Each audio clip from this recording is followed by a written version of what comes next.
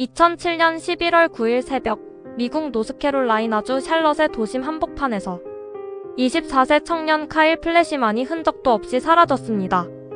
그는 평범하고 성실한 의료 마케팅 직원이었습니다. 사건 당일 카일은 친구들과 함께 업타운에 위치한 버크헤드 살론이라는 바에서 즐거운 시간을 보냈습니다. 하지만 이 평범한 목요일 밤의 외출은 그의 인생 마지막 행적이 되었습니다. 새벽이 되자 친구들은 먼저 자리를 떠났고 카일은 홀로 바에 남았습니다. 당시 바 내부의 폐쇄회로 TV 영상에 따르면 카일은 새벽 2시 19분경 홀로 가게 문을 나섰습니다. 그는 지갑과 가방, 그리고 따뜻한 외투마저 바 안의 의자에 그대로 둔 채 맨몸으로 밖을 향했습니다. 당시 샬럿의 새벽 기온은 영하에 가까울 정도로 무척 쌀쌀한 날씨였습니다. 바를 나온 카일은 약 1분 뒤인 새벽 2시 20분경 근처에 있는 퓨얼 피자 가게 방향으로 걸어가는 모습이 거리 카메라에 포착되었습니다. 이 영상이 카일 플래시만의 살아있는 모습을 담은 지구상의 마지막 기록입니다. 카일이 사라진 직후부터 그의 휴대폰 신호가 완전히 끊기기 전까지의 약 1시간 동안 무척 기괴하고 긴박한 통신 기록이 남겨졌습니다. 새벽 2시 42분부터 새벽 3시 29분 사이 카일의 휴대폰에서 총 8차례의 전화 발신이 확인되었습니다. 그는 가장 먼저 자신의 음성 사서함과 전단지를 보고 알게 된 피자 가게로 전화를 시도했습니다. 이어서 새벽 2시 42분부터 2시 57분 사이에 자신의 아버지에게 3번 연속으로 전화를 걸었습니다. 새벽 3시 정각에는 그의 여동생에게 전화를 걸었고 마지막으로 새벽 3시 28분과 29분에는 대학 시절 절친한 친구와 룸메이트에게 각각 통화를 시도했습니다. 당시는 모두가 깊이 잠든 새벽 시간이었기 때문에 그 어떤 전화도 상대방과 연결되지 못했습니다. 모든 전화는 수초 만에 음성 사서함으로 넘어가거나 신호만 가다 끊겼습니다. 그리고 정확히 새벽 4시 정각, 카일의 휴대폰 전원이 완전히 꺼지며 기지국과의 신호가 영원히 차단되었습니다. 다음날 아침 카일이 직장에 출근하지 않고 연락이 두절되자 가족과 친구들은 즉시 경찰에 실종 신고를 접수했습니다. 미국 샬럿 맥클렌버그 경찰청은 대대적인 수사에 착수했습니다. 수사관들은 카일의 마지막 휴대폰 신호가 잡힌 기지국 위치를 정밀 추적했습니다. 신호가 끊긴 종착지는 카일이 마지막으로 포착된 피자 가게에서 그리 멀지 않은 옵티미스트 파크 지역이었습니다. 당시 그곳은 대규모 아파트 단지와 도심 재개발이 한창 진행 중이던 거대한 건설 현장이었습니다. 경찰은 고도로 훈련된 사체 탐지견과 수색견들을 현장에 투입했습니다. 놀랍게도 여러 마리의 수색견들이 일제히 카일이 마지막으로 걸었던 동선을 따라 이동하다가 흙을 깊게 파헤쳐 놓은 건설 현장 한복판에서 추적을 멈추었습니다. 그곳은 배관 설치와 기초 공사를 위해 지면이 깊게 드러나 있는 상태였습니다.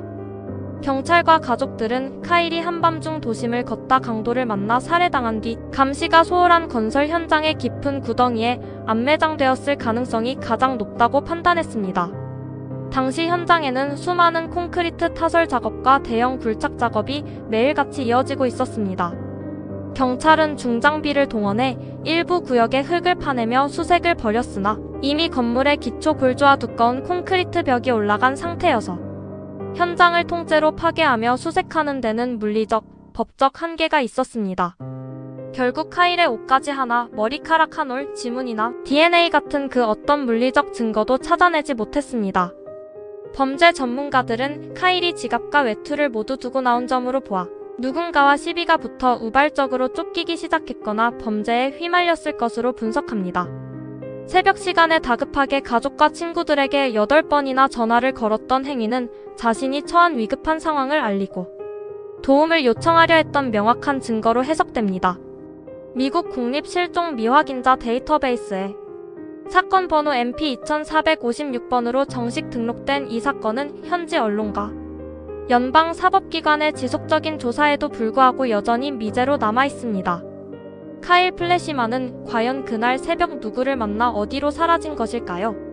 수많은 카메라와 명확한 타임라인, 통신사 포렌식 기록이 카일의 마지막 순간을 증명하고 있지만 차가운 콘크리트 아래 묻힌 것으로 추정되는 진실은 18년이 지난 지금까지도 여전히 굳게 닫혀 있습니다. 이 사건의 공식 수사 자료에 따르면 카일의 아버지인 딕 플래시만은 아들을 찾기 위해 사설 탐정을 고용하고 $50,000의 보상금을 내걸기도 했습니다. 샬럿 맥클렌버그 경찰청의 미제 사건 전담팀은 사건 발생 이후 수백 명의 목격자와 바에 있던 손님들 그리고 인근 건설 현장의 노동자들을 상대로 전면적인 전수조사를 실시했습니다. 카일의 금융 계좌와 신용카드 내역 역시 실종 직후부터 현재까지 단 한 차례의 사용 흔적도 발견되지 않았으며 이는 그가 자발적으로 잠적했을 가능성이 없음을 증명합니다. 당시 수사관들이 법원으로부터 영장을 발부받아 확보한 통신사의 정밀 기지국 데이터 분석 결과에 따르면 카일의 휴대폰은 마지막 발신 지역인 샬럿 업타운 북동쪽의 신호 반경을 벗어나지 않은 채 강제로 종료되었습니다. 경찰은 당시 건설 현장에 출입했던 대형 쓰레기 수거 차량과 콘크리트 믹서 트럭의 이동 동선까지 전부 추적하여 매립지 수색까지 고려했으나 시신의 위치를 특정할 수 있는 추가 단서를 확보하는 데 실패했습니다. 미국 연방수사국 FBI 역시 이 사건의 프로파일링과 증거 분석에 참여하여 대대적인 공조수사를 벌였지만 범인의 윤곽이나 범행 도구 등 사건의 실마리를 풀 수 있는 결정적인 증거는 단 하나도 나오지 않았습니다. 카일 플래시만 실종 사건은 매년 미국 전역의 미제 사건 관련 다큐멘터리와 뉴스 프로그램에서 다뤄지며 수많은 제보를 요청하고 있으나 여전히 미궁에 빠져 있습니다. 수사팀은 사건 당일 버크헤드 살룬 내부에서 카일과 사소한 말다툼이나 마찰이 있었던 인물들이 있었는지 확인하기 위해 당일 결제된 신용카드 내역을 토대로 바에 있던 손님 전원의 신원을 파악했습니다. 조사 결과 몇몇 손님들과 짧은 대화가 오갔으나 물리적인 충돌이나 심각한 위협 서사는 발견되지 않았습니다. 도심 한복판에서 신용카드나 현금을 전혀 쓰지 않고 목격자도 없이 완전히 사라지는 것은 현대 사회에서 불가능에 가깝기 때문에 수사관들은 강력 범죄에 의한 사망 후 은닉이라는 결론에 도달할 수밖에 없었습니다. 카일의 가족들은 매년 실종일이 되면 샬럿 업타운에서 시민들에게 전단지를 나눠주며 제보를 독려하고 있으며 카일의 무사 귀환을 바라는 재단을 설립하여 운영하고 있습니다. 그러나 시간이 흐를수록 건설 현장은 완공되어 대형 아파트 단지가 들어섰고 물리적인 시신 수색은 완전히 불가능한 영역이 되었습니다. 통신사 기지국 데이터가 가리키는 마지막 위치와 수색견들의 일치된 반응은 분명 그 건설 현장에 무언가 존재했음을 강력하게 시사하지만 법적인 확증이 없는 상태에서 이미 완공된 건물을 철거하거나 바닥을 전부 파헤칠 수는 없는 노릇이었습니다. 과학적인 포렌식 수사 기법과 FBI의 첨단 프로파일링 시스템이 도입되었음에도 불구하고 단 한 조각의 신체 조직이나 유류품도 발견되지 않았다는 점은 범인이 매우 치밀하게 시신을 은닉했거나 혹은 상상하지 못한 다른 경로로 사건이 전개되었을 가능성을 열어둡니다. 하지만 카일이 새벽에 남긴 8번의 통화 기록은 그가 자발적으로 잠적한 것이 아니라 누군가로부터 도망치며 극심한 공포 속에서 구원의 손길을 뻗치고 있었음을 보여주는 가장 가슴 아프고 명확한 증거로 남아있습니다.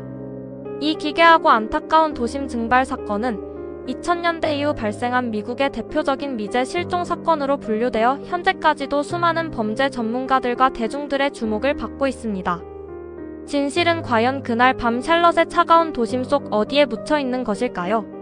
카일의 휴대폰 신호가 끊긴 새벽 4시 정각, 그 찰나의 순간에 벌어진 일은 여전히 베일에 쌓여 있습니다. 오늘 영상이 흥미로우셨다면 구독과 좋아요 부탁드립니다. 감사합니다.